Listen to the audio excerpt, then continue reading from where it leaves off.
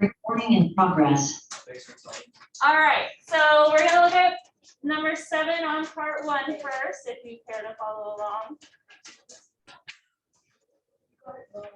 All right, this is one where I checked the answers, and if you got at least one of the two, I gave you points back. I gave you half a point back, because it says select the 2 trinomials that are prime. So you should have picked 2 options.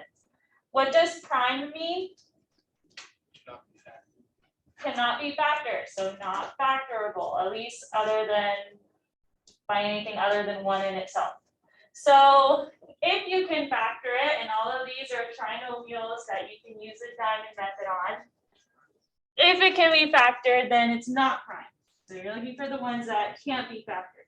So just make a diamond for each of them. Notice they all end in 24. So some numbers that multiply to 24, you could have 24 and 1, 12 and 2, 8 and 3, 6 and 4. That's about it, at least from what I remember. And you're looking for a combination that'll make this diamond work, that multiplies to the top, that adds to the bottom. So what combination would work for this one? But one of them would have to be negative, so maybe try something else. 12 and 2, which one would have to be negative? 2. All right, because if it multiplies to a negative, one of them have to be negative. If it adds to 10, then it needs to be the 2 that's negative. So A is factorable. If this was a question on my retake on Tuesday, which is open response, then I would write this as my answer. But since it is factorable, it's not prime. So I need to look for ones that aren't factorable. So let's try B. What number would go on the top? What number on the bottom? And what are 2 numbers that multiply to negative 24 but add to negative 11? Here's some options here. It looks like the 8 and 3 would work, right? But if it adds to a negative 11, they both need to be negative, and there's no way it would multiply to a negative, right? And there's no other combination that would make this work. So this does not work. There's no other combination, so that's why B was one of the answers, because it's prime, it's not factorable. And then we're looking for the other one that's not factorable. Which other one was not factorable? Anyone get it right? F. All right, if I try F, 24 would go on the top, negative 2 on the bottom. And if we look at our list over here, there's no combination that would make that work, right? They would both have to be positive or both have to be negative if they multiply to a positive. And when I go down my list, none of them work. So that's why it was B and F. You needed to have both. But I went in and gave you half a point if you had at least one of them. All right, but these other ones are factorable.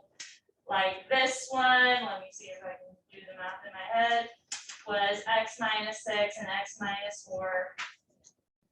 This one was x plus 12 and x plus 2, right? So they all have answers, even this one. You just have to find the 2 that don't. Questions on number 7? So on your free response test, you just have to know how to factor using the diamond method. All right, any others from the test you'd like to see?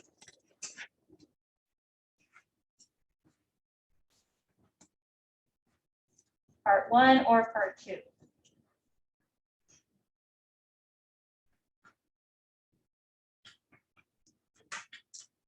Going once. Yes. Part 2, 3. Number 3 on part 2. All right, wanted to do at least something on part 2 since that's what your retake looks the most alike. All right, so number 3 on part 2. Erase this. The first first step in any factoring situation is to do what? Check for a GCF. Is there a GCF in number 3? Yeah. What is it? N. So in number 3, my GCF is N. No numbers, right? 1, 1, and 42, no GCF there. But they all have at least one N. So that will go outside your parentheses. Some of you just forgot to write the N out here, and that's why you got it wrong. All right, but inside the parentheses, at least so far, is what we get from dividing by N from each term. So what's N cubed divided by N? What's negative N squared divided by N?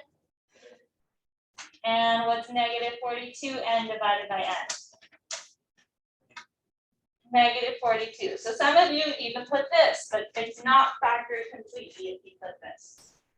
All right, because after you check for your GCF, factor it out if you have one.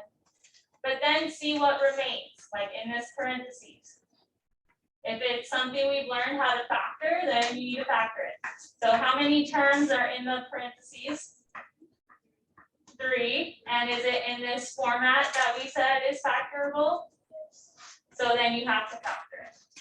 Because we have a variable that's squared, a variable to the first power, and a constant. So you factor it using your diamond method. What number will go on top? What number on the bottom? And then I need 2 numbers that multiply to negative 42 but add to negative 1.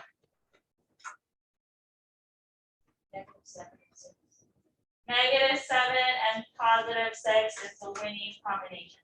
All right, some of you put the sign on the wrong number. So it has to go on the 7 to add to a negative. Your GCF, don't forget to include that as part of your answer. But now the parentheses are N minus 7 and N plus 6. And you can switch the N plus 6 and the N minus 7, that's fine. So questions on number 3?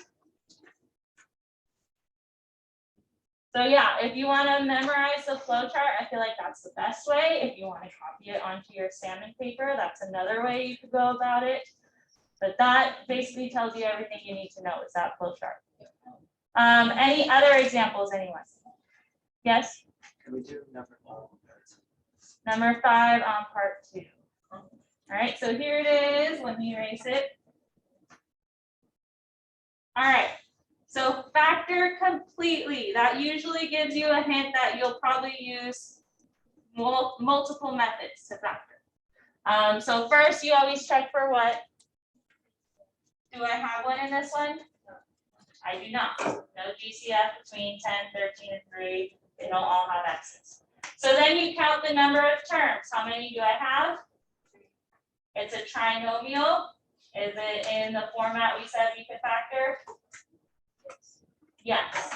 It's just this time, I mean, your diamond is always set up as A times C and B on the bottom. But this time you need to make sure you divide that A later on. All right.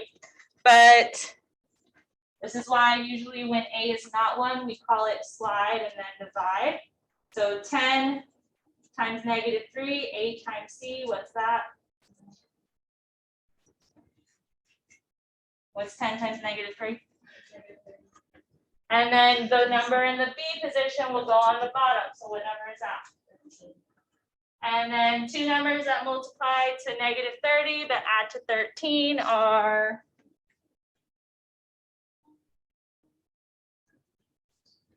and which one would have to be negative? Good. 15 times 2 gives me 30. But then the 2 would need to be negative if we're going to add 2 to 13. So far, this is what I have. X plus 15 and X minus 2. But I'm not finished there, because if I were to FOIL it, I don't get 10x squared as my first term. I just get x squared. So that's why you have to divide by A in the next step. A was 10. Whatever you had to multiply to C, you have to divide in the next step. Reduce your fractions. What does 15 over 10 reduce to? 3/2, good. 5 goes into both of them. And then 2/10. 1/5. Good, reduce your fractions. Any remaining denominators, you'll always have at least one remaining. But any remaining denominators have to be slid in front of the variable. So still in the parentheses, you're just rewriting it. So that's why the final answer was 2x + 3 and 5x - 1. Because now when I FOIL that, I do get 10x squared for my first term, and so on. All right, questions on 5?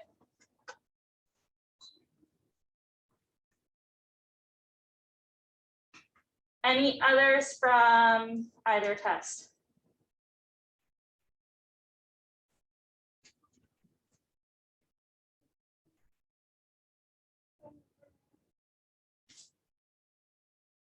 Going once. Going twice. All right, so if it comes to you have any other questions, do let me know. The retake is mostly for your response, like this part 2 was. So if this was a struggle for you, then I'm sorry, I don't know what to tell you for Tuesday when you retake it. Use that study guide, that review sheet that I gave you last week as a practice test. We'll look at the key on Monday for it. I'll post the key in Schoology even, but the key doesn't have any work shown. So if you're like, how did you get that answer? Like, you need to ask. All right, just let me know.